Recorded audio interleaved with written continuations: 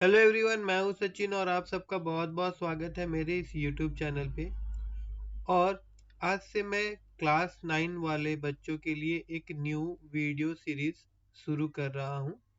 इस सीरीज में मैं करूंगा क्या कि मैं आपका जो साइंस सब्जेक्ट है उसका कुछ डेली हम लोग क्वेश्चंस देखेंगे, जो इम्पोर्टेंट क्वेश्चंस है जो एग्जाम में आ सकता है। ठीक है ना? डेली कुछ कुछ हम लोग देखने वाले हैं। तो चलिए, सबसे पहले तो हम लोग केमिस्ट्री का जितना भी क्वेश्चन है इंपॉर्टेंट उसको कवर करेंगे। उसके बाद में फिजिक्स का करेंगे और उसके बाद में बायो का करेंगे। तो आज हम लोग कुछ केमिस्ट्री का क्वेश्चन देखेंगे। ठीक है? तो पहला क्वेश्चन जो है, अगर मैं इसको बड़ा कर दूं तो पहला क्वेश्चन क्या बोल रहा है यहाँ पे देखिए, define law of conservation of mass है ये। ठीक है ना? यहाँ पे छूट गया है, यहाँ पे आपका ION आएगा, कंजर्वेशन ऑफ मास। ठीक है? तो ये लोग क्या कहता है, law of conservation of mass stay that mass can neither be created nor destroy in a chemical reaction. ठीक है ना? मतलब कि कोई भी केमिकल रिएक्शन में मास ना तो बनता है और ना ही डिस्ट्रॉय किया जा सकता है। जैसे कि फॉर एग्जांपल मान लीजिए कि ए बी के साथ में रिएक्ट हुआ और हम लोगों को सी प्रोडक्ट मिला।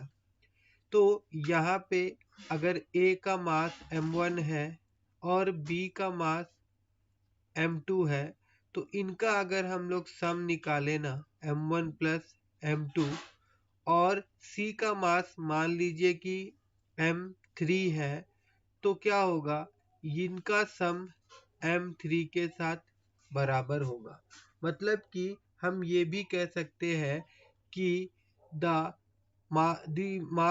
the sum of mass of reactant is equal to the sum of mass of product is also known as law of conservation of mass। Okay, तो आई होप कि ये पहला क्वेश्चन समझ में आया होगा आप लोगों को। आप इसको अच्छा से पढ़िएगा, ये बहुत ही इम्पोर्टेंट है। ठीक है? नेक्स्ट क्वेश्चन जो है ये है आपका, define law of constant proportion. Constant proportion मतलब क्या, ये भी एक लॉ है ना? तो ये लॉ क्या कहता है, law of constant proportional stay that in a chemical substance the element are always present in definite proportion by mass, definite proportion by mass. मतलब कि अगर कभी भी अगर कभी भी दो एलिमेंट मिल करके, ऐसा समझ जाइए जैसे H2+O है ना, ये मिल करके क्या बनता है, वाटर बनता है। तो ये वाटर बनने का भले ही अलग अलग प्रोसेस हो, भले ही अलग अलग इसका सोर्स हो, मगर इनके बीच में जो बनने का रेशियो है, इनका मास का जो बनने का रेशियो है, वो हमेशा क्या होगा, बराबर होगा। फॉर एग्जाम्पल अगर हाइड्रोजन का मैं बात करूं तो यहाँ पे नंबर ऑफ इसका जो मास होगा वो क्या हो जाएगा, 2 होगा, और इधर क्या हो जाएगा, 16 हो जाएगा। और इसका अगर मैं रेशियो निकालूंगा तो ये कितना हो जाएगा, 1:8 हो जाएगा। और अगर आप मान लीजिए कि अगर आप प्योर वाटर सी से लेते हैं, रिवर से लेते हैं, अपने घर का टैप से लेते हैं, कहीं से भी लीजिए, तो इनका जो रेशियो होगा ना, इनके बीच का जो मास का रेशियो, वो हमेशा क्या होगा, 1:8 होगा। इस लो का यही कहना है, इस लो का यही कहना है। उसके बाद में नेक्स्ट इंपॉर्टेंट टर्म हम लोग बात करेंगे, डाल्टन एटॉमिक थ्योरी। तो डाल्टन एटॉमिक थ्योरी का क्या कहना था, according to the Dalton atomic theory, all matter whether an element, a compound or a mixture is composed of a small particle called atom। देखिए डाल्टन का क्या कहना था, डाल्टन का क्या कहना था कि जो भी बना है ना, जो भी यहाँ पे कुछ भी बना हो, चाहे वो एलिमेंट हो, चाहे वो कंपाउंड हो, चाहे वो मिक्सचर हो, ठीक है, यहाँ पे देखिए वही लिखा हुआ है, चाहे वो यहाँ पे ऑल मैटर, पहला बात यहाँ पे बोल दिया गया, all matter whether an element, whether it is compound और whether it is a mixture, all compose of a small particle. सब क्या है कि एक छोटा पार्टिकल से बना हुआ है, स्मॉल पार्टिकल से बना हुआ है, और इस पार्टिकल का नाम दिया गया था एटम। इस पार्टिकल का क्या नाम दिया गया था? एटम्स। ठीक है ना। अब ये जो थ्योरी था डाल्टन एटॉमिक थ्योरी, इसका कुछ पोस्टुलेट था, इंपॉर्टेंट पोस्टुलेट। वो क्या क्या था? तो देखिए यहाँ पे मैंने लिखा है, सबसे पहला आपके बुक में भी है, एनसीईआरटी बुक से ही मैंने यहाँ से लिया है सारा चीज।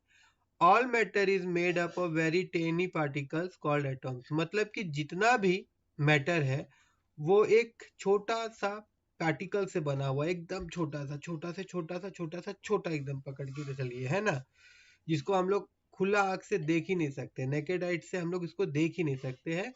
और उस पार्टिकल का नाम क्या बोला गया? एटम है करके। फिर बोला गया विच पार्टिसिपेट इन केमिकल रिएक्शन। जो एटम्स होता है ये कहाँ पे पार्टिसिपेट करते हैं? ये केमिकल रिएक्शन में करते हैं। ठीक है ना। उसके बाद फिर नेक्स्ट अगर हम लोग जाए आगे और इसका पोस्टुलेट का जो पॉइंट्स था उसको देख लेते हैं। फिर यहाँ पे बोला गया कि एटम्स आर इनडिविजिबल। क्या बोला गया? कि एटम्स आर, एक मिनट इसको मैं देख लेता हूँ। हाँ, उसके बाद बोला गया atoms are indivisible particle which can not be created और destroy in a chemical reaction. मतलब कि जब ये थ्योरी आया था तब तक ये माना गया कि एटम्स जो है वो डिविजिबल नहीं है, और डिविजिबल नहीं है, ना तो इसको हम लोग कैन नॉट बी क्रिएटेड, ना तो क्रिएट कर सकते हैं, और ना ही इसको हम लोग क्या कर सकते हैं?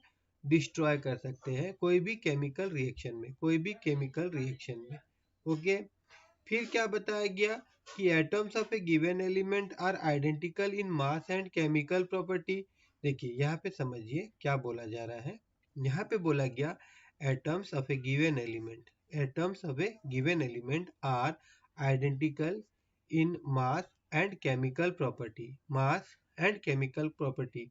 मतलब एक एलिमेंट का अगर हम लोग एटम्स लेंगे तो उसका जो मास होगा और जो केमिकल प्रॉपर्टी होगा, उसके अंदर में जितना भी एटम्स है वो क्या होगा? आइडेंटिकल होगा। दैट मीन्स सेम होगा। दैट मीन्स सेम होगा। मतलब कि अगर एक एलिमेंट, कंपाउंड एलिमेंट पकड़ के चलते हैं हम लोग, इसके अंदर का अगर एक एटम्स, दो एटम्स, तीन एटम्स, चार एटम्स, पांच एटम्स है, तो इनका सबका जो मास होगा वो क्या होगा? सेम होगा, और जो केमिकल प्रॉपर्टी होगा वो भी सेम होगा।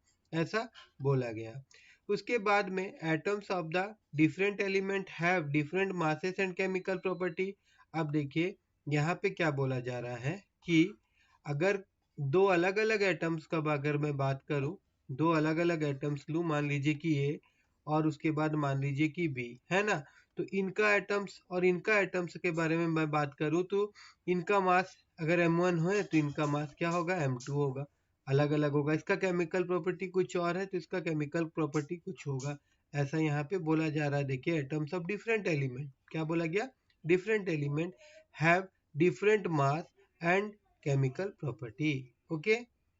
उसके बाद में फिर बोला गया कि atoms combined in the ratio of small whole number to form compound. मतलब क्या होता है? दो एटम्स मिलके कंपाउंड जो बनता है तो वो जो नंबर ऑफ एटम्स होगा वो किस में होना चाहिए? वो फ्रैक्शन पार्ट में नहीं होना चाहिए, वो आपका होल नंबर में होना चाहिए। ठीक है ना। फिर क्या बोला गया?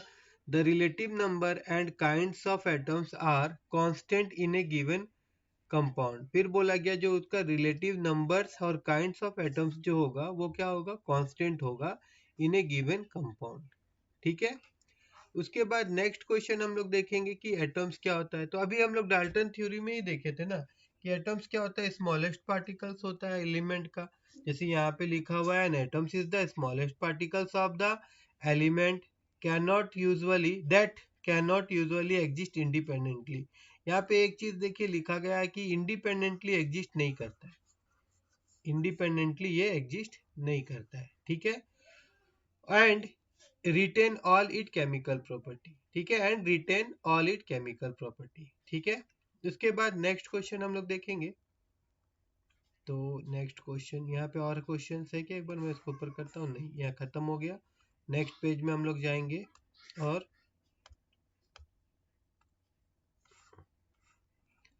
अभी यहाँ पे देखिए बोला गया है व्हाट इज मॉलिक्यूल्स। तो मॉलिक्यूल्स क्या होता है? A molecules is the smallest particles of an element और a compound capable of independently exist under ordinary condition. It show all the property of the substance. It show all the property of substance. देखिए, जैसे कि अभी हम लोग बात किए थे कि एटम्स इन एक छोटा पार्ट होता है, ठीक है।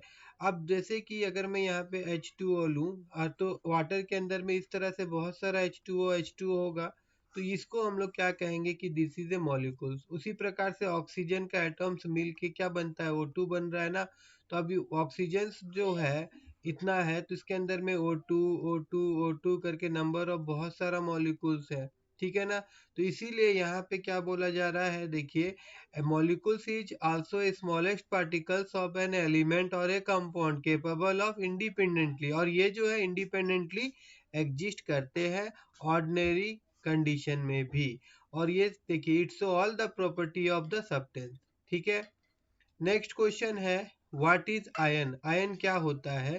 तो देखिए, an ion is an atoms और a group of atoms. Ion क्या है? एक्चुअली में एक एटम्स है या फिर ग्रुप ऑफ एटम्स है हैविंग पॉजिटिव या फिर नेगेटिव चार्ज। मतलब आयंस में क्या होता है, या तो पॉजिटिव चार्ज होगा या तो नेगेटिव चार्ज होगा। अगर पॉजिटिव चार्ज होगा तो उनको हम कहेंगे कैटायंस, और नेगेटिव चार्ज होगा तो हम उनको कहेंगे एनायंस, ठीक है। अब आगे हम लोग देखेंगे, which postulate of Dalton atomic theory, which postulate of Dalton atomic theory is base of law of conservation of mass। मतलब law of conservation of mass Dalton का कौन सा एटॉमिक थ्योरी समझाया था? तो उसका देखिए यहाँ पे लिखा हुआ है, atoms can neither be created nor destroy during a chemical reaction, है ना। इसी में समझाया गया कौन सा law of conservation of mass, ठीक है। उसके बाद में अब आगे यहाँ पे अगर हम लोग देखें तो फिर पूछा गया, which postulate of Dalton atomic theory can explain the law of definite proportion. ये किस में बताया गया? तो इसके लिए मैं लेके चलता हूँ आपको नेक्स्ट पेज में, और मैं इसको बड़ा कर देता हूँ कुछ इस तरह से, और फिर मैं इसको थोड़ा नीचे कर लेता हूँ। और यहाँ पे देखिए, on the following postulate, postulate मतलब वही बोला गया, कौन the following postulate Dalton atomic theory का कौन सा था वो पोस्टुलेट? तो वो पोस्टुलेट ये था, all atoms of a particular element are identical in every aspect. This means that they have same mass, same size and also same chemical property, ठीक है। उसके बाद नेक्स्ट क्वेश्चन जो हम लोग देखेंगे वो है आपका J Thomson atomic model. J Thomson atomic model में क्या बताया गया था? दो इसका प्रोसेस था, क्या था? एक, an atom consist of positively charged sphere and the electron are embedded in it। मतलब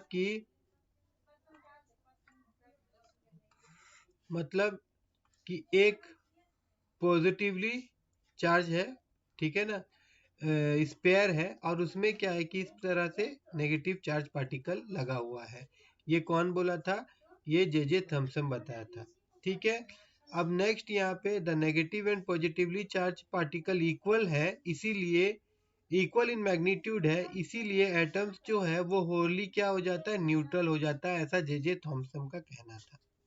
तो बस आज के लिए इतना ही। अगर आपको मेरा ये वीडियो पसंद आया हो और अगर आप चाहते हैं कि इस सीरीज को मैं कंटिन्यू करूं, तो प्लीज़ मेरे इस वीडियो को लाइक करिएगा और मेरे चैनल को सब्सक्राइब करना मत भूलिएगा।